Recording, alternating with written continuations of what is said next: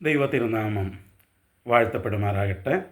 ഇന്ന് രാത്രിയിൽ പിന്നെയും നമുക്കൊരുമിച്ച് കർത്താവിൻ്റെ പാദപീഠത്തിലേക്ക് കടന്നു വരുവാൻ കർത്താവ് നൽകി തരുന്ന ഈ നല്ല അവസരത്തെ ഓർത്ത് ഞാൻ ദൈവത്തിന് സ്തോത്രം ചെയ്യുന്നു. ഈ ക്ലാസ്സിൽ സംബന്ധിക്കുന്ന എല്ലാ പ്രിയപ്പെട്ടവരെയും ഓർത്തും യൂട്യൂബിൽ തുടർന്നതിൻ്റെ വീഡിയോ ശ്രദ്ധിക്കുന്ന പ്രിയപ്പെട്ടവരെ ഓർത്തുമൊക്കെ ദൈവത്തെ സ്തുതിക്കുകയും എൻ്റെ സ്നേഹവന്ദനങ്ങളെ അറിയിക്കുകയും ചെയ്യുന്നു. എഫെസ് ലേഖനം നമ്മളിത് 75-ാമത്തെ ക്ലാസ്സാണെന്ന്. കഴിഞ്ഞ 74 ക്ലാസ്സുകളിലും കർത്താവിൻ്റെ സാന്നിധ്യം നമ്മോടൊരുമിച്ചുണ്ടായിരുന്നു. ഇന്ന് രാത്രിയിൽ പിന്നെ നമ്മൾ ഒരുമിച്ച് കർത്താവിൻ്റെ സന്നദ്ധിയിലേക്ക് കടന്നു വരികയാണ്. എഫെസ് ലേഖനം 4-ാം അധ്യായമാണ് നമ്മൾ കഴിഞ്ഞ ക്ലാസ്സുകളിൽ ചിന്തിക്കുവാനായിട്ട് ആരംഭിച്ചിരിക്കുന്നത്.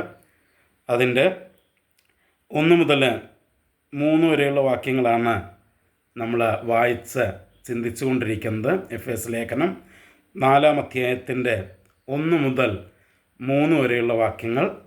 ആ വാക്യങ്ങൾ ഞാൻ ഒന്നുകൂടെ വായിക്കാം. കർത്തൃസേവ നിമിത്തം ബദ്ധനായിരിക്കുന്ന ഞാൻ പ്രബോധിപ്പിക്കുന്നത്, നിങ്ങളെ വിളിച്ചിരിക്കുന്ന വിളിക്ക് യോഗ്യമാവണ്ണം പൂർണ്ണ വിനയത്തോടും സൗമ്യതയോടും ദീർഘക്ഷമയോടും കൂടെ നടക്കുകയും സ്നേഹത്തിൽ അന്യോന്യം പൊറുക്കുകയും ആത്മാവിൻ്റെ ഐക്യത സമാധാന ബന്ധത്തിൽ കാക്കുവാൻ ശ്രമിക്കുകയും ചെയ്യുവൻ. നമ്മൾ അതിൻ്റെ 1-ാം വാക്യം നമ്മൾ പറഞ്ഞു, നമ്മെ വിളിച്ചിരിക്കുന്ന വിളിക്ക് യോഗ്യമായി നടക്കണം എന്ന് നമ്മൾ പറഞ്ഞു. ആ യോഗ്യമായിട്ടുള്ള നടപ്പ് എങ്ങനെ എന്നുള്ളതാണ് നമ്മൾ അതിൻ്റെ 1-ാം വാക്യത്തിൻ്റെ അവസാനം മുതൽ നമ്മൾ കാണുന്നത്. ഒന്നാമത് നമ്മൾ കണ്ടത് പൂർണ്ണ വിനയത്തോടുകൂടെ നമ്മൾ നടക്കണം, താഴ്മയോടുകൂടെ നടക്കണം. കഴിഞ്ഞ ക്ലാസ്സിൽ നമ്മളതായിരുന്നു ചിന്തിച്ചത്. ഇന്ന് നമ്മൾ ചിന്തിക്കാനായിട്ട് പോകുന്നത് 2-ാം അധ്യായത്തിൻ്റെ ആദ്യ ഭാഗത്തിൽ രണ്ടാമതൊരു കാര്യം അവിടെ പറയുന്നുണ്ട്. സൗമ്യതയോടെ നടക്കണം. അപ്പം നമ്മെ വിളിച്ച ആ വിളിക്ക് യോഗ്യമായി നടക്കുക എന്ന് പറയുമ്പോൾ ഒന്നാമത് നാം താഴ്മയോടെ നടക്കണം. 2 സൗമ്യതയോടെ നടക്കുക. അപ്പം ഇത് ദൈവം നമ്മളെക്കുറിച്ച് ആഗ്രഹിക്കുന്ന കാര്യമാണ്. ദൈവം നമ്മെ വിശ്വാസത്താൽ തൻ്റെ സഭയിൽ ആക്കിയിരിക്കുമ്പോൾ ആ സഭയിലായിരിക്കുന്ന നമ്മൾ സൗമ്യതയുള്ളവരായിരിക്കണം, സൗമ്യതയോടെ നടക്കുന്നവരായിരിക്കണം എന്ന് ദൈവം നമ്മെക്കുറിച്ച് ആഗ്രഹിക്കുകയാണ്. അപ്പം ഈ ദൈവവചനത്തിൽ സൗമ്യത ഉള്ളവർ എന്ന് പറഞ്ഞിരിക്കുന്ന 1-2 വ്യക്തികളെ നമുക്കൊന്ന് പരിചയപ്പെടണം. ഞാൻ ആദ്യം പഴയ നിയമത്തിലേക്കൊന്ന് പോവുകയാണ്. സംഖ്യാപുസ്തകം അതിൻ്റെ 12-ാം അധ്യായത്തിൻ്റെ 3-ാം വാക്യം നമുക്കൊക്കെ വളരെ പരിചയമുള്ളൊരു വാക്യമാണത്. സംഖ്യാപുസ്തകം 12-ാം അധ്യായത്തിൻ്റെ 3-ാം വാക്യം. അവിടെ നമ്മളിങ്ങനെ വായിക്കുന്നു, മോശ എന്ന പുരുഷനോ ഭൂതലത്തിലുള്ള സകല മനുഷ്യരിലും അതിസൗമ്യനായിരുന്നു. അപ്പം മോശയെക്കുറിച്ച് ദൈവവചനത്തിൽ അവിടെ രേഖപ്പെടുത്തിയിരിക്കുകയാണ്. മോശ എന്ന് പറയുന്ന ആ വ്യക്തി ഭൂതലത്തിലെ സകല മനുഷ്യരിലും വച്ച് അതിസൗമ്യനായിരുന്നു എന്ന് നമ്മളവിടെ വായിക്കുകയാണ്. നോക്കിക്കേ, അവിടെ ഇത് പറയുന്നതിനൊരു പശ്ചാത്തലമുണ്ട്, ഈ പ്രസ്താവന വരുന്നതിനൊരു പശ്ചാത്തലമുണ്ട്. കാരണം ഈ 12-ാം അധ്യായത്തിൻ്റെ സംഖ്യാപുസ്തകം 12-ാം അധ്യായത്തിൻ്റെ 1 മുതലുള്ള വാക്യങ്ങൾ നമ്മൾ വായിക്കുമ്പോൾ അവിടെ നമ്മളിങ്ങനെയാണ് കാണുന്നത്. മോശ ഒരു കൂശ്യ സ്ത്രീയെ എന്ന് വെച്ചാൽ എത്യോപ്യക്കാരിയായിട്ടുള്ള ഒരു സ്ത്രീയെ വിവാഹം ചെയ്തിരുന്നതുകൊണ്ട് ആ കൂശ്യ സ്ത്രീ നിമിത്തം മിര്യാമും അഹരോനും അവന് വിരോധമായി സംസാരിച്ചു. അപ്പം മിര്യാം എന്ന് പറയുന്നത് മോശയുടെ മൂത്ത സഹോദരിയാണ്. അഹരോൻ എന്ന് പറയുന്നത് തൻ്റെ ജ്യേഷ്ഠനാണ്. അപ്പം തൻ്റെ മൂത്ത 2 സഹോദരങ്ങളും മോശയ്ക്കെതിരായിട്ട് സംസാരിച്ചു. എന്തുകൊണ്ട്? മോശ ഒരു എത്യോപ്യക്കാരിയായിട്ടുള്ളൊരു സ്ത്രീയെ വിവാഹം ചെയ്തുകൊണ്ട്. മോശയുടെ ഭാര്യയുടെ പേര് സിപ്പോറ എന്നാണ്. ആ ചരിത്രമൊക്കെ നമുക്ക് പുറപ്പാട് പുസ്തകം ആദ്യ ഭാഗങ്ങളിൽ നമുക്ക് കാണാനായിട്ട് കഴിയുന്നുണ്ട്. എന്താണെങ്കിലും അവർ ആ സ്ത്രീ നിമിത്തം മോശയ്ക്കെതിരായിട്ട് സംസാരിച്ചു. നമ്മളത് ശ്രദ്ധിക്കണം. സംസാരിച്ചത് ആ സ്ത്രീ നിമിത്തമാണ്. പക്ഷെ സംസാരിച്ചത് ആർക്ക് വിരോധമായിട്ടാണ്? മോശയ്ക്ക് വിരോധമായിട്ടാണ്. ആ സ്ത്രീ നിമിത്തമാണെങ്കിൽ അവർ ആ സ്ത്രീക്കെതിരായിട്ടായിരുന്നു സംസാരിക്കേണ്ടിയിരുന്നത്. പക്ഷെ ആ സ്ത്രീയോടുള്ള വിരോധം കാരണം അവർ സംസാരിച്ചത് മോശയ്ക്ക് വിരോധമായിട്ടാണ്. അപ്പം തന്നെ നമുക്ക് മനസ്സിലാക്കാം, മോശയ്ക്ക് അതിനകത്ത് യാതൊരു ഉത്തരവാദിത്വം ഇല്ല. കാരണം മോശയോടല്ല അവർക്ക് വിരോധമുള്ളത്, മോശയുമായിട്ടല്ല അവർക്ക് പ്രശ്നമുള്ളത്. അവർക്ക് പ്രശ്നമുള്ളത് മോശയുടെ ഭാര്യയുമായിട്ടാണ്. അപ്പം മോശയുടെ ഭാര്യയുമായിട്ട് പ്രശ്നം ഉണ്ടാകുള്ളത് കൊണ്ട് അവർ മോശയ്ക്കെതിരായിട്ട് സംസാരിച്ചു. എന്താ സംസാരിച്ചത്? 2-ാം വാക്യത്തിൽ പറയുക, യഹോവ മോശ മുഖാന്തരം മാത്രമേ അരുളി ചെയ്തിട്ടുള്ളൂവോ, ഞങ്ങൾ മുഖാന്തരവും അരുളി ചെയ്തിട്ടില്ലയോ എന്ന് പറഞ്ഞു. അപ്പം അവർ പറയുന്നത്, ദൈവം മോശ മുഖാന്തരം മാത്രമേ അരുളി ചെയ്തിട്ടുള്ളൂ, ഞങ്ങൾ മുഖാന്തരവും അരുളി ചെയ്തിട്ടില്ലേ എന്ന് പറഞ്ഞ് അവർ മോശയ്ക്കെതിരായിട്ട് എന്ത് ചെയ്യാണ്? സംസാരിക്കുകയാണ്. അപ്പം അങ്ങനെ തനിക്കെതിരായിട്ട് തൻ്റെ സ്വന്തം സഹോദരങ്ങൾ സംസാരിക്കുമ്പോൾ, തൻ്റെ ശുശ്രൂഷയ്ക്കെതിരായിട്ട് തൻ്റെ സ്വന്തം സഹോദരങ്ങൾ സംസാരിക്കുമ്പോൾ അവിടെ പറഞ്ഞിരിക്കുകയാണ്, അവരങ്ങനെ സംസാരിക്കുന്നെങ്കിലും മോശ എന്ന പുരുഷൻ ഭൂതലത്തിലൊക്കെയും വച്ച് അതിസൗമ്യനായിരുന്നു എന്ന്. ഈ മോശയുടെ സൗമ്യത വെളിപ്പെടുത്തുന്ന 2-3 സംഭവങ്ങളുണ്ട്. ആ സംഭവങ്ങളിലൂടെ നമ്മളൊന്ന് പെട്ടെന്ന് പോയി കഴിഞ്ഞാൽ എന്താണ് സൗമ്യത എന്നുള്ളത് തന്നെ നമുക്ക് വ്യക്തമാക്കാനായിട്ട് കഴിയും. നോക്കിക്കേ, ആ 11 അതിൻ്റെ മുകളിലത്തെ അധ്യായം 11-ാം അധ്യായത്തിൽ അതിൻ്റെ 25-ാം വാക്യം തൊട്ട് നമ്മൾ വായിക്കുമ്പോൾ അവിടെ നമ്മൾ കാണുന്ന ഒരു കാര്യമുണ്ട്. ദൈവം മേഘത്തിലിറങ്ങി വന്ന്, സംഖ്യാപുസ്തകം 11-ന്റെ 25-ാം വാക്യം തൊട്ട് വായിക്കുമ്പോൾ അവിടെ നമ്മൾ കാണുന്നത്, ദൈവം മേഘത്തിലിറങ്ങി വന്നിട്ട് മോശയുടെ മേലുള്ള ആത്മാവിൽ നിന്ന് കുറേ എടുത്ത് വേറൊരു 70 പേരുടെ മേല് അത് പകർന്നു. അപ്പം അതുവരെ മോശ മാത്രമായിരുന്നു, ആ മോശയിൽ മാത്രമായിരുന്നു ആ ആത്മാവ് ഉണ്ടായിരുന്നത്. ഇവിടെ ദൈവം ഇറങ്ങി വന്ന് മോശയുടെ മേലുള്ള ആത്മാവിൽ നിന്ന് കുറേ എടുത്ത് മറ്റ് 70 പേരുടെ മേലെ പകർന്നു. അപ്പോൾ അവിടെ വായിക്കുക, ഇത് പകർന്നപ്പോൾ ഇവരെല്ലാവരും പ്രവചിക്കാനായിട്ട് തുടങ്ങി. എന്നിട്ട് 26-ാം വാക്യത്തിൽ പറയുക, ഈ 70 പേരുടെ കൂട്ടത്തിൽ 2 പേര്, അവിടെ പേരും പറഞ്ഞിട്ടുണ്ട്, എൽദാദ്, മേദാദ്. ഈ 2 പേര് അവർ പാളയത്തിൽ ആ ക്യാമ്പിൽ തന്നെ താമസിക്കുകയായിരുന്നു. അപ്പം ഇവർ മോശയുടെ അടുത്തേക്ക് വന്നിട്ടില്ല. 70 പേരുടെ കൂട്ടത്തിൽ അവർ മുമ്പോട്ട് വന്നിട്ടില്ല. അവർ ജനത്തിൻ്റെ ഇടയിൽ തന്നെ താമസിക്കുകയാണ്. പക്ഷേ ദൈവം പകർന്നപ്പോൾ അവരുടെ മേലും ആത്മാവിനെ പകർന്നു.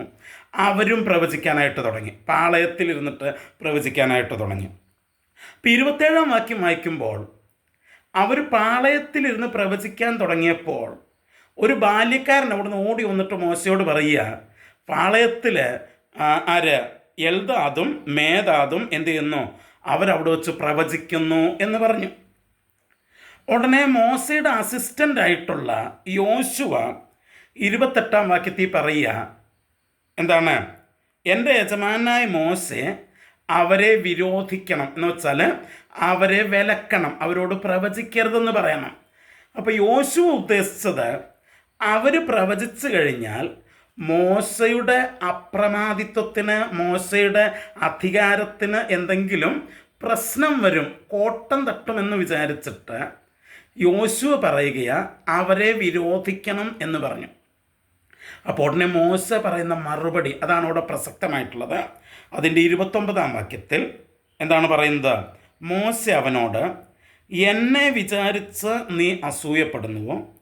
യഹോവയുടെ ജനമൊക്കെയും പ്രവാചകന്മാരാകുകയും യഹോവ തൻ്റെ ആത്മാവിനെ അവരുടെ മേൽ പകരുകയും ചെയ്തെങ്കിൽ കൊള്ളാമായിരുന്നു എന്ന് പറഞ്ഞു. നോക്കൂ, തൻ്റെ ശുശ്രൂഷ, ഇതുവരെ താൻ മാത്രം ചെയ്തിരുന്ന ശുശ്രൂഷ മറ്റ് ചിലർ കൂടെ ചെയ്യുന്നു എന്ന് കാണുമ്പോൾ അതിനെ തൻ്റെ ശുശ്രൂഷയ്ക്ക് ഒരു ഭീഷണിയായിട്ട് കാണാതെ അവരും തന്നെ പോലെ ആ ശുശ്രൂഷയിൽ വളർന്നു വരണം എന്ന് ചിന്തിക്കുന്ന ആ മനോഭാവം ഉണ്ടല്ലോ, അതാ സൗമ്യത എന്ന് പറയുന്നത്. അതാ സൗമ്യത.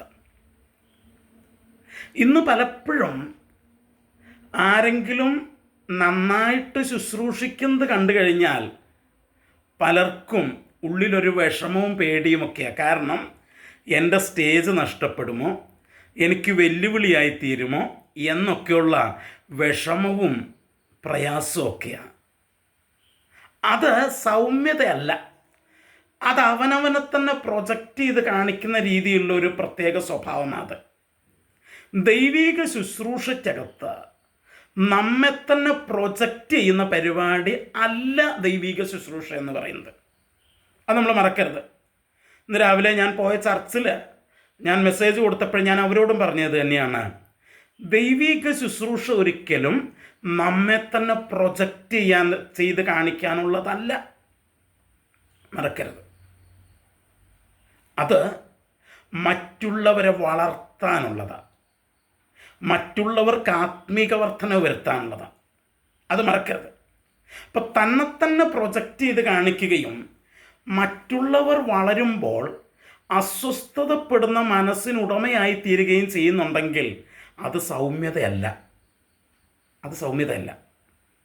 അപ്പം ഇങ്ങനെ മോശ എല്ലാവരും പ്രവചിക്കണം എന്ന് പറഞ്ഞ കൂട്ടത്തിൽ പ്രവചിച്ച കക്ഷികളാണ് ഈ അഹരോനും മിര്യാമും. അവരാണ് പറയുന്നത് ഞങ്ങളും പ്രവചിച്ചില്ലേ, മോശ മാത്രമേ ഉള്ളൂ എന്ന്. നോർത്ത് നോക്കിക്കേ, ഇവിടെ രണ്ടു കൂട്ടരുടെയും മാനസികാവസ്ഥയെന്ന് ആലോചിച്ച് നോക്കിക്കേ. അപ്പം മോശയ്ക്കും അഹരോനും മിര്യാമിനും ഒരു പ്രവചന ശുശ്രൂഷ കിട്ടിയപ്പോൾ അവർ മോശ ഇടിച്ചു താഴ്ത്താനായിട്ടാണ് നോക്കുന്നത്. എന്നാൽ മോശ മറ്റുള്ളവരെ വളർത്താനായിട്ടാണ് നോക്കുന്നത്. ഒരു സൗമ്യതയുള്ള വ്യക്തി ഒരിക്കലും മറ്റൊരാളെ ഇടിച്ചു താഴ്ത്തുന്നവനും തകർക്കുന്നവനുമായിരിക്കില്ല, അവൻ മറ്റുള്ളവരെ വളർത്തുന്നവനായിരിക്കും. മറക്കരുത്. അപ്പോൾ ദൈവസഭയ്ക്കകത്ത് ഞാനും നിങ്ങളും സൗമ്യതയോടെ നടക്കണം എന്ന് പറഞ്ഞാൽ അതിനകത്ത് ഒന്നാമത്തെ കാര്യം, സഭയ്ക്കകത്ത് നമ്മുടെ വാക്കുകൾ കൊണ്ട്, നമ്മുടെ പ്രവൃത്തികൾ കൊണ്ട്, നമ്മുടെ ഇടപെടലുകൾ കൊണ്ട് നാം ആരെയും തകർക്കുകയോ മുറിപ്പെടുത്തുകയോ ചെയ്യുന്നവരാകരുത്. നാം അവരെ വളർത്തിയെടുക്കുന്നവരാകണം.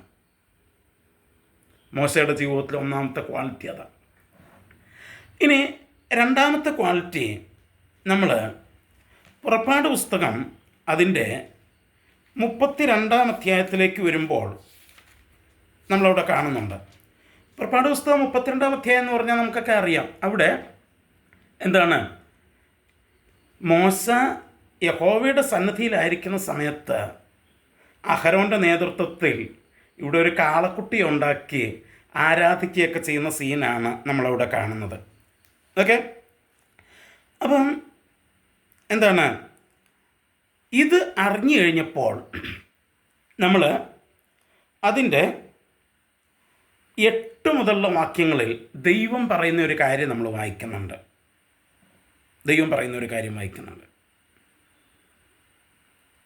എന്താണ് അവിടെ നമ്മൾ വായിക്കുക, ഞാൻ അവരോട് കൽപ്പിച്ച വഴി അവർ വേഗത്തിൽ വിട്ടുമാറി ഒരു കാളക്കുട്ടിയെ വാർത്തുണ്ടാക്കി നമസ്കരിച്ച് അതിന് യാഗം കഴിച്ചു. ഇസ്രായേലെ, ഇത് നിന്നെ മിസ്രൈം ദേശത്ത് നിന്ന് കൊണ്ടുവന്ന നിൻ്റെ ദൈവമാകുന്നു എന്ന് പറയുന്നു എന്നരുളി ചെയ്തു.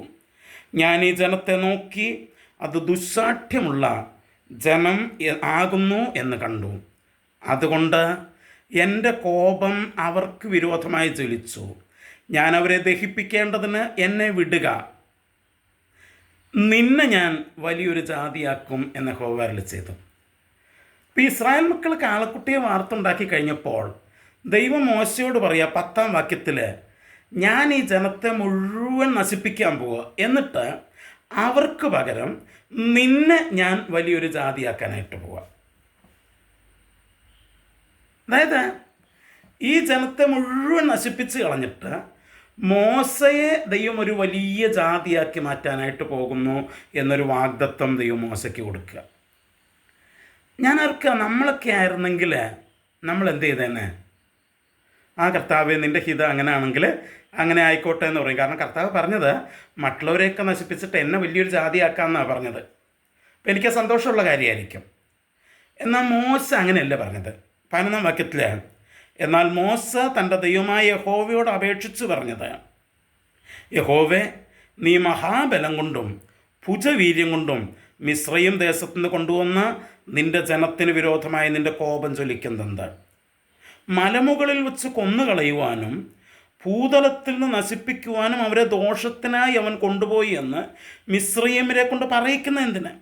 നിൻ്റെ ഉഗ്രകോപം വിട്ടുതിരിഞ്ഞ് നിൻ്റെ ജനത്തിന് വരുവാനുള്ള ഈ അനർത്ഥത്തെക്കുറിച്ച് അനുദപിക്കണമേ. നിൻ്റെ ദാസന്മാരായ അബ്രഹാമിനെയും ഇസ്ഹാക്കിനെയും ഇസ്രായേലിനെയും ഓർക്കണമേ. ഞാൻ നിങ്ങളുടെ സന്തതിയെ ആകാശത്തിലെ നക്ഷത്രങ്ങളെപ്പോലെ വർദ്ധിപ്പിക്കുകയും ഞാൻ അരുളി ചെയ്ത് ഈ ദേശമൊക്കെയും നിങ്ങളുടെ സന്തതിക്ക് കൊടുക്കുകയും അവർ അതിനെ എന്നേക്കും അവകാശമായി പ്രാപിക്കുകയും ചെയ്യുമെന്ന് നീ നിന്നെക്കൊണ്ട് തന്നെ അവരോട് സത്യം ചെയ്തുവല്ലോ എന്ന് പറഞ്ഞു. അപ്പം മോശ അത് സമ്മതിക്കാതെ എന്ത് ചെയ്യാണ്? മോശ അവർക്ക് വേണ്ടി ദൈവസന്നദ്ധിയിൽ പ്രാർത്ഥിക്കുകയാണ് ചെയ്യുന്നത്. മോശ ദൈവസന്നിധി പ്രാർത്ഥിക്കുക. ഇനി കഴിഞ്ഞില്ല. അതിൻ്റെ 31-ാം വാക്യം തൊട്ട് മോശ പ്രാർത്ഥിക്കുന്ന മറ്റൊരു പ്രാർത്ഥനയുണ്ട്. അങ്ങനെ മോശ യഹോവയുടെ അടുക്കൽ മടങ്ങിച്ചെന്ന് പറഞ്ഞെന്തെന്നാൽ, അയ്യോ, ഈ ജനം മഹാപാതകം ചെയ്ത് പൊന്നുകൊണ്ട് തങ്ങൾക്കൊരു ദൈവത്തെ ഉണ്ടാക്കിയിരിക്കുന്നു. എങ്കിലും നീ അവരുടെ പാപം ക്ഷമിക്കണമേ, അല്ലെങ്കിൽ നീ എഴുതിയ നിൻ്റെ പുസ്തകത്തിൽ നിന്ന് എൻ്റെ പേര് മായ്ച്ചു കളയണം. ദൈവം മോശയോട് പറഞ്ഞത്, ഈ ജനത്തെ മുഴുവൻ നശിപ്പിച്ചിട്ട് ഞാൻ നിന്നെ വലിയ ജാതിയാക്കാൻ പോവാ. മോശ പറഞ്ഞു, അങ്ങനെ ഒരു അനുഗ്രഹം എനിക്ക് വേണ്ട. അവരെ നീ നശിപ്പിക്കുകയാണെങ്കിൽ, അവരുടെ പാപം നീ ക്ഷമിക്കുന്നില്ലെങ്കിൽ, നിൻ്റെ പുസ്തകത്തിൽ നിന്ന് തന്നെ എൻ്റെ പേരെന്ത് ചെയ്യുക? മായ്ച്ചു കളയുക. എന്ന് വെച്ചാൽ തൻ്റെ ജീവിതത്തിൽ വരുന്ന ഒരു വിജയത്തിൽ, തൻ്റെ ജീവിതത്തിൽ വരുന്ന ഒരു അഭിനന്ദനത്തിൽ അതിര് കടന്ന് മനസ്സ് ഇളകിപ്പോകാത്തവനായിരുന്നു മോശ. നമ്മളെയൊക്കെ ആരെങ്കിലും ഒന്ന് അഭിനന്ദിച്ചു കഴിഞ്ഞാൽ, നമ്മുടെയൊക്കെ ജീവിതത്തിൽ നമ്മൾ എന്തെങ്കിലുമൊക്കെ ഒന്ന് ചെയ്തു കഴിഞ്ഞാൽ പിന്നെ നമ്മൾ ആരോ ആണെന്നുള്ളൊരു ഭാവമാണ് നമുക്ക്. മോശയ്ക്ക് അങ്ങനെയല്ല. ദൈവം നേരിട്ട് അവനോട് നിന്നെ ഞാൻ വലിയൊരു ജാതിയാക്കാമെന്ന് പറഞ്ഞപ്പോഴും അതിനകത്ത് അവൻ ഇളകിപ്പോയില്ല. അവൻ നിന്നിട്ട് അവൻ പ്രാർത്ഥിക്കുകയാ, അത് വേണ്ട, ജനത്തെ നീ സ്വീകരിച്ചാൽ മതി. സൗമ്യത അതാണ്. ജീവിതത്തിൽ വരുന്ന വിജയങ്ങളിൽ അഹങ്കരിക്കാതെ, ജീവിതത്തിൽ ലഭിക്കുന്ന അഭിനന്ദനങ്ങളിൽ അഹങ്കരിക്കാതെ, അവിടെയും ശാന്തമായ മനസ്സോടുകൂടെ നിൽക്കാൻ കഴിയുന്നതാണ് സൗമ്യത. അപ്പോൾ ഒന്ന് നമ്മൾ പറഞ്ഞു, തൻ്റെ ശുശ്രൂഷ മറ്റുള്ളവർ ചെയ്യുന്നത് കണ്ടപ്പോൾ ശാന്തതയോടെ നിന്ന് മോശ. 2, തൻ്റെ ജീവിതത്തിലൊരു വലിയ വിജയം അല്ലെങ്കിൽ ഒരു വലിയ അഭിനന്ദനം, അംഗീകാരം വന്നപ്പോൾ അതിൽ അഹങ്കരിച്ചു പോകാതെ അവിടെയും മനസ്സ് ശാന്തതയോടെ നിർത്തിയ മോശ. ഇനി 3-മതൊരു കാര്യം കൂടെ ഞാൻ പറയാം. ആവർത്തന പുസ്തകം അതിൻ്റെ 33-ാം അധ്യായത്തിൻ്റെ 1-ാം വാക്യത്തിൽ നമ്മൾ വായിക്കുന്നു, ദൈവപുരുഷനായ മോശ തൻ്റെ മരണത്തിനു മുമ്പ് ഇസ്രായേൽ മക്കളെ അനുഗ്രഹിച്ച അനുഗ്രഹമായത്. അപ്പോൾ മോശ മരിക്കുന്നതിന് തൊട്ടുമുമ്പ് ഇസ്രായേൽ മക്കളെ അനുഗ്രഹിക്കുക. നോക്കിക്കേ, ഇവിടെ നമ്മൾ മനസ്സിലാക്കണം, മോശ മരിക്കാൻ പോകുന്നത് ദൈവം അവനെ കൊണ്ടുവന്നിട്ട് മലയുടെ മുകളിൽ കയറ്റിയിട്ട് വാഗ്ദത്ത ദേശം കാണിച്ചു കൊടുത്തിട്ട് പറഞ്ഞു, നീ അത് കണ്ടോ, പക്ഷെ നീ അതിനകത്ത് പ്രവേശിക്കില്ല. എന്തുകൊണ്ട്? ജനം നിന്നെ കോപിപ്പിച്ചപ്പോൾ നീ നിൻ്റെ വായ് കൊണ്ട് അവിവേകം സംസാരിച്ചത് കൊണ്ട് നീ അതിൽ പ്രവേശിക്കില്ല, നീ മരിക്കാൻ പോവാം എന്ന് പറഞ്ഞു. ഇത് കേട്ടിട്ട് മോശ മലയിൽ നിന്ന് ഇറങ്ങി വരിക. നമ്മളാണെങ്കിലോ മറ്റൊരാൾ നമ്മെ ഒരു പ്രശ്നത്തിൽ, ഒരു കുഴിയിൽ കൊണ്ട് ചാടിച്ചതിൻ്റെ പേരിൽ നമ്മുടെ ജീവിതത്തിലൊരു പരാജയം സംഭവിച്ചിട്ട് പിന്നെ നമ്മൾ ആ വ്യക്തിയെ കാണുമ്പോൾ, ഞാൻ ഓർക്കാം, മോശയുടെ സ്ഥാനത്ത് ഞാനായിരുന്നെങ്കിൽ നിൻ്റെ തലയിൽ ഇടുത്തി വീഴട്ടെ എന്നേ പറയത്തുള്ളൂ. പക്ഷേ മോശ ആ ജനത്തെ അനുഗ്രഹിക്കുക ചെയ്തത്. തൻ്റെ ജീവിതത്തിൽ വലിയൊരു പരാജയത്തിൻ്റെ മുമ്പിൽ നിൽക്കുമ്പോഴും ആ പരാജയത്തിന് ഉത്തരവാദികളായവരോട് മനസ്സിനകത്ത് ഒരു മാറ്റവുമില്ലാതെ മനസ്സ് ശാന്തതയോടെ നിൽക്കാനുള്ള മോശയുടെ ആ കഴിവ്, അതാണ് സൗമ്യത. അപ്പോൾ തൻ്റെ ശുശ്രൂഷ മറ്റൊരാൾ ചെയ്യുന്നത് കാണുമ്പോൾ, തൻ്റെ ജീവിതത്തിൽ വലിയ അംഗീകാരം അല്ലെങ്കിൽ ഒരു വിജയം അല്ലെങ്കിൽ ഒരു അഭിനന്ദനം ലഭിക്കുമ്പോൾ, തൻ്റെ ജീവിതത്തിൽ വലിയ പരാജയം സംഭവിക്കുമ്പോൾ, ഈ 3 സ്ഥലത്തും മനസ്സ് ശാന്തമായിട്ട് നിർത്തുന്ന ആ ക്വാളിറ്റിയാണ് എന്താ? സൗമ്യത. അത് മോശയ്ക്കുണ്ടായിരുന്നു. ദൈവവചനം പറഞ്ഞു, ഭൂതലത്തിലെ സകല മനുഷ്യരിലും വെച്ച മോശ അതിസൗമ്യനായിരുന്നു. നമുക്ക് മുൻപോട്ടേക്ക് പോകാം. മത്തായിയുടെ സുവിശേഷം 11-ാം അധ്യായത്തിൻ്റെ 29-ാം വാക്യത്തിൽ നമ്മൾ വായിക്കുന്ന ഒരു കാര്യമുണ്ട്. അവിടെ കർത്താവ് പറയുക, ഞാൻ സൗമ്യതയും താഴ്മയും ഉള്ളവനാകയാൽ എൻ്റെ നുകമേറ്റുകൊണ്ട് എന്നോട് പഠിപ്പൻ. അപ്പം നമ്മുടെ കർത്താവ് അവനും സൗമ്യതയുള്ളവനായിരുന്നു. എന്താ കർത്താവിൻ്റെ സൗമ്യത എന്നറിയാമോ? ഞാൻ ഈ കർത്താവിനെ കുറിച്ച് പഠിച്ചു കഴിഞ്ഞപ്പോൾ എനിക്ക് ഭയങ്കര അത്ഭുതം ഉണ്ടായിട്ടുള്ളൊരു കാര്യം, കർത്താവ് ചിലടത്തൊക്കെ ദേഷ്യപ്പെട്ടിട്ടുണ്ട്. പക്ഷെ ദേഷ്യപ്പെട്ടത് എപ്പോഴാണ് എന്ന് ചോദിച്ചാൽ അത് നമ്മൾ വ്യക്തമായിട്ട് മനസ്സിലാക്കണം. അതായത് കർത്താവിനെതിരായിട്ട് പേഴ്സണലായിട്ട് വ്യക്തിപരമായിട്ട് കർത്താവിനെതിരായിട്ട് ആളുകൾ സംസാരിച്ചിട്ടുള്ളിടത്ത് കർത്താവ് ദേഷ്യപ്പെട്ടിട്ടില്ല. എന്നാൽ സമൂഹത്തിലെ തിന്മകളെ കണ്ട് അതിനെതിരായിട്ട് കർത്താവ് ദേഷ്യപ്പെട്ടിട്ടുണ്ട്. നമ്മളൊക്കെ ആണെങ്കിൽ നേരെ തിരിച്ചാ. സമൂഹത്തിൽ എന്ത് കടന്നാലും നമുക്കതൊന്നും വിഷയമല്ല, നമ്മളെ ബാധിക്കുന്നില്ലെന്ന് വിചാരിച്ച് നമ്മൾ അതിൻ്റെയൊക്കെ നേരെ കണ്ണടയ്ക്കും. ആരെങ്കിലും നമുക്കെതിരായിട്ട് എന്തെങ്കിലും പറഞ്ഞു കഴിഞ്ഞാൽ നമുക്ക് ദേഷ്യം വരികയും ചെയ്യും. എന്നാൽ കർത്താവിൻ്റെ സൗമ്യത അതല്ല. നമ്മളെ ആരെന്ത് പറഞ്ഞാലും കർത്താവ് ഗിരിപ്രഭാഷണത്തിൽ പറഞ്ഞ പോലെ, നിങ്ങളെ ശപിക്കുന്നവരെ അനുഗ്രഹിക്കുക, നിങ്ങളെ ഉപദ്രവിക്കുന്നവർക്ക് വേണ്ടി പ്രാർത്ഥിക്കുക. അതാണ് സൗമ്യത. എന്നാൽ മറ്റുള്ളവർക്ക് വേണ്ടി ശബ്ദമുയർത്തുക, അവരുടെ ആവശ്യങ്ങളിൽ, അവരുടെ വിഷയങ്ങളിൽ അവർക്ക് വേണ്ടി ശബ്ദമുയർത്തുക, അതാണ് കർത്താവ് കാണിച്ച മാതൃക. അവിടെ പറയുന്നു കർത്താവ് സൗമ്യതയും താഴ്മയുമുള്ളവനാണെന്ന്. നോക്കൂ, ഗലാത്യലേഖനം 5-ാം അധ്യായത്തിൻ്റെ 22-ാം വാക്യത്തിൽ നമ്മൾ വായിക്കുന്ന ഒരു കാര്യമുണ്ട്. എന്താണ്? ആത്മാവിൻ്റെ ഫലമോ സ്നേഹം, സന്തോഷം, സമാധാനം, ദീർഘക്ഷമ, ദയ, പരോപകാരം, വിശ്വസ്തത, സൗമ്യത, ഇന്ദ്രിയജയം. അപ്പോൾ ഈ സൗമ്യത എന്ന് പറയുന്നത് എന്താണ്? പരിശുദ്ധാത്മാവിൻ്റെ ഫലമാണത്. ഞാനും നിങ്ങളും പരിശുദ്ധാത്മാവിൻ്റെ നിറവിൽ, അർത്ഥാൽ പരിശുദ്ധാത്മാവിൻ്റെ നിയന്ത്രണത്തിൽ നാം ആയിരിക്കുമ്പോൾ പരിശുദ്ധാത്മാവ് നമ്മിലൂടെ പുറപ്പെടുവിക്കുന്ന അവൻ്റെ ഫലമാണ് സൗമ്യത എന്ന് പറയുന്നത്. ഒരിക്കലും നമുക്ക് നമ്മുടെ സ്വന്തം ശക്തിയിൽ ആശ്രയിച്ച് ഈ വേദപുസ്തകം പഠിപ്പിക്കുന്ന സൗമ്യതയിൽ എത്തിച്ചേരാനായിട്ട് നമുക്ക് കഴിയില്ല. അതുകൊണ്ടാണ് ദൈവം തൻ്റെ ആത്മാവിനെ നമുക്ക് നൽകിയിരിക്കുന്നത്. ആ ആത്മാവിൻ്റെ നിറവിൽ, നിയന്ത്രണത്തിൽ നാം ജീവിക്കുമ്പോഴാണ് ആ സൗമ്യത നമ്മിൽ വെളിപ്പെടുന്നത്.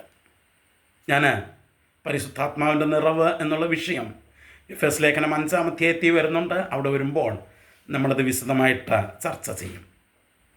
മറ്റൊരു വാക്യം മത്തായിയുടെ സുവിശേഷം 5-ാം അധ്യായത്തിൻ്റെ 5-ാം വാക്യം, കർത്താവിൻ്റെ ഗിരിപ്രഭാഷണങ്ങളിൽ കർത്താവ് പറയുന്നൊരു വാക്യമാണ്, സൗമ്യതയുള്ളവർ ഭാഗ്യവാന്മാർ, അവർ ഭൂമിയെ അവകാശമാക്കും. സൗമ്യതയുള്ളവർ ഭാഗ്യവാന്മാർ, അവർ ഭൂമിയെ അവകാശമാക്കും. നമുക്കറിയാം, ഈ ഭൂമി ഇന്ന് ആരൊക്കെ അവകാശമാക്കിയാലും ആ അവകാശം വിട്ടിട്ട് പോകേണ്ടി വരും. എന്നാൽ നിത്യതയിൽ ഈ ഭൂമിയും ഈ ആകാശവും തീ കൊണ്ട് വെന്തെരിഞ്ഞ് മാറിയതിന് ശേഷം കർത്താവ് അവൻ ഒരു പുതിയ ആകാശവും ഒരു പുതിയ ഭൂമിയും സൃഷ്ടിക്കും. അവിടെ സൗമ്യതയുള്ളവർ അവനോട് കൂടെ വാഴും. സൗമ്യതയുള്ളവർ ഭാഗ്യവാന്മാർ, അവർ ഭൂമിയെ അവകാശമാക്കും.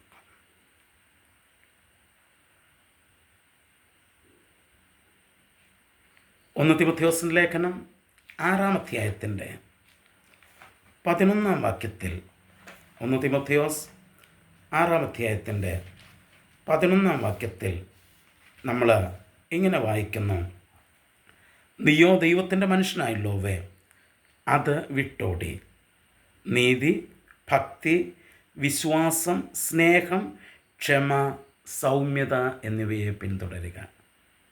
അത് വിട്ടോടി. ഏത്? ദ്രവ്യാഗ്രഹം. അതിൻ്റെ 10-ാം വാക്യത്തിൽ പറയുന്നത് ദ്രവ്യാഗ്രഹം സകലവിധ ദോഷത്തിനും കാരണമെന്നാണ്. അപ്പോൾ ആ ദ്രവ്യാഗ്രഹം വിട്ടോടിയിട്ട് എന്ത് ചെയ്യണം? സൗമ്യതയെ പിന്തുടരണം. ഇന്ന് പലപ്പോഴും നമ്മൾ ദ്രവ്യാഗ്രഹത്തെയാണ് പിന്തുടരുന്നത്. എന്നാൽ ദൈവത്തിൻ്റെ വചനം പറയുന്നു, ദ്രവ്യാഗ്രഹം വിട്ടോടിയിട്ട് സൗമ്യതയാണ് നമ്മൾ പിന്തുടരേണ്ടത്. നോക്കിക്കേ, 2 തിമോഥെയോസിൻ്റെ ലേഖനത്തിലേക്ക് ഒന്ന് വരാമോ? 2 തിമോഥെയോസിൻ്റെ ലേഖനം അതിൻ്റെ 2-ാം അധ്യായത്തിൻ്റെ 25-26 വാക്യങ്ങളിൽ അപ്പോസ്തലനായ പൗലോസ് ഒരു വളരെ പ്രധാനപ്പെട്ട കാര്യം പറയുന്നുണ്ട്. വിരോധികൾക്ക് ദൈവം സത്യത്തിൻ്റെ പരിജ്ഞാനത്തിനായി മാനസാന്തരം നൽകുമോ എന്നും, പിശാചിനാൽ പിടിപെട്ട് കുടുങ്ങിയവരാകയാൽ അവർ സുബോധം പ്രാപിച്ച് അവൻ്റെ കെണിയിൽ നിന്ന് ഒഴിഞ്ഞ് ദൈവേഷ്ടം ചെയ്യുമോ എന്നും വെച്ച് അവരെ സൗമ്യതയോടെ പഠിപ്പിക്കേണ്ടതാകുന്നു. ഇപ്പോൾ ദൈവസഭയ്ക്കകത്ത് പഠിപ്പിക്കൽ, ടീച്ചിങ്, അത് സൗമ്യതയോടെ ചെയ്യേണ്ട ഒരു ശുശ്രൂഷയാണ്. ഒരിക്കലും അഹങ്കാരത്തോടെ അല്ല അത് ചെയ്യേണ്ടത്.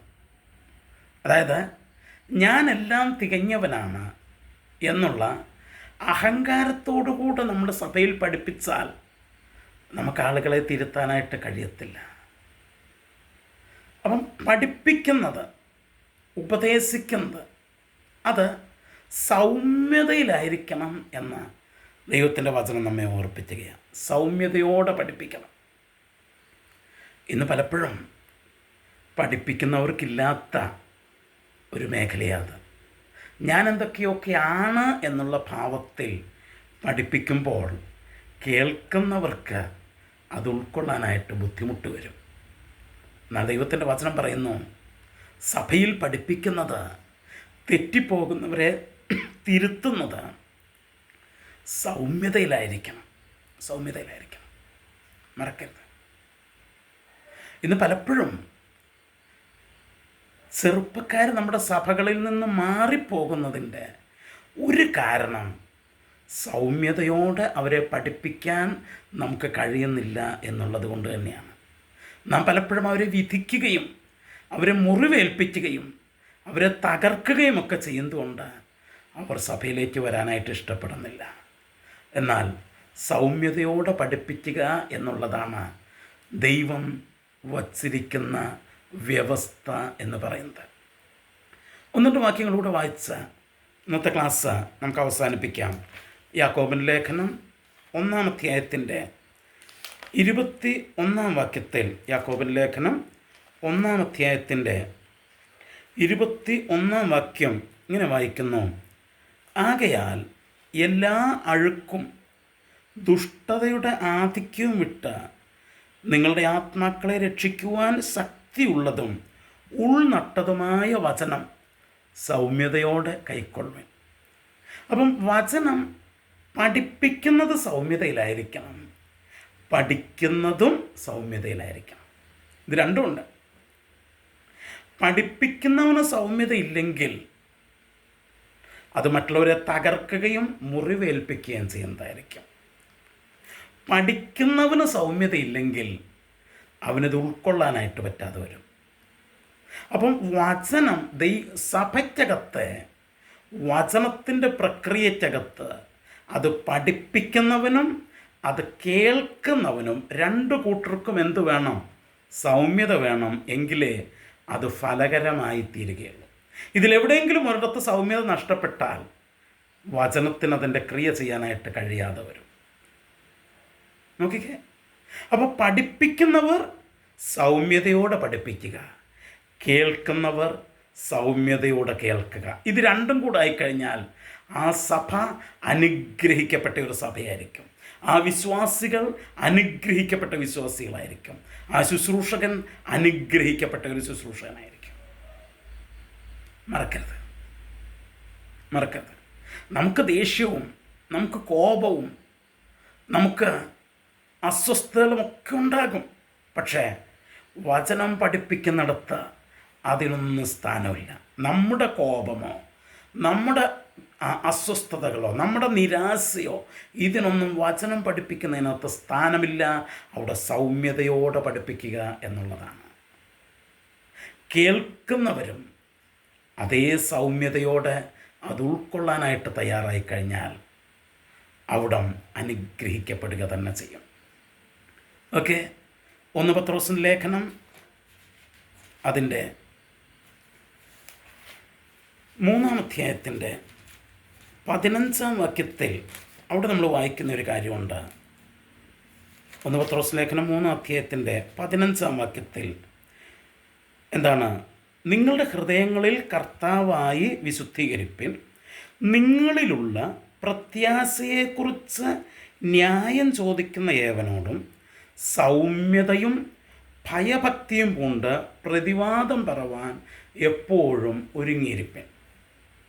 ഇത് അവിശ്വാസികളോട് സംസാരിക്കുന്ന കാര്യമാണ് പറഞ്ഞിരിക്കുന്നത്. നിങ്ങളുടെ പ്രത്യാശയെക്കുറിച്ച് പ്രതിവാദം ചോദിക്കുന്നവൻ, ന്യായം ചോദിക്കുന്നവൻ, അവൻ അവിശ്വാസിയാണ്. അവനോട് സംസാരിക്കുമ്പോഴും സൗമ്യതയോടുകൂടെ വേണം സംസാരിക്കാൻ. നോക്കിക്കേ, ഇപ്പം നമ്മൾ 3 കാര്യങ്ങളാണ് പറഞ്ഞത്. 1, സഭയ്ക്കകത്ത് തെറ്റിപ്പോയവരെ പഠിപ്പിക്കുമ്പോൾ സൗമ്യതയോടെ പഠിപ്പിക്കണം. ആ വചനം പഠിക്കുന്നവർ സൗമ്യതയോടെ പഠിക്കണം. 3, അത് പുറത്ത് അവിശ്വാസികളോട് സംസാരിക്കുമ്പോൾ അവിടെയും സൗമ്യതയോടെ സംസാരിക്കണം. അവർ ചിലപ്പോൾ നമ്മൾ പറയുന്ന കേട്ടില്ലെന്ന് വരും. അവർ ചിലപ്പോൾ മുട്ടായുക്തികളൊക്കെ ചോദിച്ചെന്ന് വരും. അവർ നമ്മൾ ഉദ്ദേശിക്കുന്ന പോലെയൊന്നും കാര്യങ്ങൾ അവർ നമ്മുടെ കൂടെ വന്നില്ലെന്ന് വരും. പക്ഷേ ദേഷ്യപ്പെടാനും കോപിക്കാനും ഒന്നും പോകരുത്. സൗമ്യതയോടെ നോക്കിക്കേ. അപ്പം ഈ 3 മേഖലകൾ നമ്മൾ മറക്കരുത്. വചനം പഠിപ്പിക്കുമ്പോൾ, സഭയ്ക്കകത്ത് പഠിപ്പിക്കുമ്പോൾ സൗമ്യതയോടെ, കേൾക്കുന്നവൻ സൗമ്യതയോടെ, അവിശ്വാസികളോട് സംസാരിക്കുന്നവനും സൗമ്യതയോടെ. ഒരു വാക്യം കൂടെ വായിച്ചിട്ട് ഞാൻ ഈ ക്ലാസ് കൂടെ അവസാനിപ്പിക്കാൻ പോകാം. ഫിലിപ്പ് ലേഖനം 4-ാം അധ്യായത്തിൻ്റെ 5-ാം വാക്യത്തിൽ പൗലോസ് ഫിലിപ്പിയിലെ വിശ്വാസികൾക്കൊരു നിർദ്ദേശം കൊടുക്കുന്നുണ്ട്. ഫിലിപ്പ് ലേഖനം 4-ാം അധ്യായത്തിൻ്റെ 5-ാം വാക്യം എന്താണ്? നിങ്ങളുടെ സൗമ്യത സകല മനുഷ്യരും അറിയട്ടെ. Let your meekness be known by all. നിങ്ങളുടെ സൗമ്യത സകല മനുഷ്യരും അറിയട്ടെ. എങ്ങനെ? വചനം പഠിപ്പിക്കുമ്പോൾ സൗമ്യതയോടെ പഠിപ്പിക്കുന്നതിലൂടെ. തകർക്കാനും മുറിവേൽപ്പിക്കാനുമല്ല വചനം, അത് തിരുത്താനും പണിയാനുമുള്ളതാണ് വചനം. സഭയ്ക്കകത്ത് നടക്കേണ്ടത് അതാ, സൗമ്യതയോടെ പഠിപ്പിക്കുന്നതിലൂടെ. വചനം കേൾക്കുമ്പോൾ സൗമ്യതയോടെ കേൾക്കുന്നതിലൂടെ. അവിശ്വാസികളുമായിട്ട് സംസാരിക്കുമ്പോൾ സൗമ്യതയോടെ സംസാരിക്കുന്നതിലൂടെ നിങ്ങളുടെ സൗമ്യത സകല മനുഷ്യരും അറിയട്ടെ. എഫെസ്യൻസ് നമ്മൾ വായിച്ചത് നിങ്ങളെ വിളിച്ച വിളിക്ക് യോഗ്യമാവണ്ണം സൗമ്യതയോടെ നടപ്പിൻ. നമ്മളെ വിളിച്ചത് കർത്താവാണ്. മത്തായിയുടെ സുവിശേഷത്തെ നമ്മൾ വായിച്ചു. അവൻ പറഞ്ഞു, ഞാൻ സൗമ്യതയും താഴ്മയുമുള്ളവനാകിയാൽ എൻ്റെ മുഖമേറ്റുകൊണ്ട് എന്നോട് പഠിപ്പിൻ. കർത്താവിനെ നോക്കി പഠിച്ചാൽ മതി. എപ്പോഴും ചിന്തിക്കേണ്ട കാര്യം, എൻ്റെ സ്ഥാനത്ത് കർത്താവായിരുന്നെങ്കിൽ എന്ത് ചെയ്യുമായിരുന്നു? അത് ചിന്തിച്ചാൽ തീരാവുന്ന പ്രശ്നമേ നമുക്കുള്ളൂ. ഹല്ലേലൂയ. എൻ്റെ മുഖമേറ്റുകൊണ്ട് എന്നോട് പഠിപ്പിൻ. പരിശുദ്ധാത്മാവിൻ്റെ നിയന്ത്രണത്തിന് കീഴ്പ്പെട്ടു കൊടുത്തുകൊണ്ട് ആ സൗമ്യതയിൽ നമുക്ക് മുൻപോട്ട് പോകാം. അതിനായി ദൈവം നമ്മെ സഹായിക്കട്ടെ. ഈ വചനങ്ങളാൽ ദൈവം നമ്മെ അനുഗ്രഹിക്കട്ടെ. പ്രിൻസ് പാസ്റ്ററെ പ്രാർത്ഥിക്കാമോ? സ്നേഹവാനായ സ്വർഗീയ പിതാവേ, ഈ അനുഗ്രഹീതമായ സമയത്തിനായി ഞങ്ങൾ അങ്ങേ വാഴ്ത്തുന്നു. അങ്ങയുടെ സന്നിധിയിൽ ഞങ്ങൾക്കായിരിക്കാൻ സഹായിച്ചതിനായി സ്തോത്രം. അങ്ങ് ഞങ്ങളെ കേൾപ്പിച്ച ആയുധമേറിയ വചനത്തിനായി സ്തുതിക്കുന്നു, വാഴ്ത്തുന്നു. കർത്താവെ, അങ്ങയുടെ സന്നിധിയിൽ കർത്താവെ, അങ്ങ് ഞങ്ങളെ വിളിച്ചത് മനസ്സിലാക്കി യോഗ്യമായി നടക്കുമ്പോൾ ഞങ്ങളുടെ ജീവിതത്തിൽ വെളിപ്പെടേണ്ട സൗമ്യത വെളിപ്പെടുവാൻ തക്കവണ്ണം ആത്മാവിന്റെ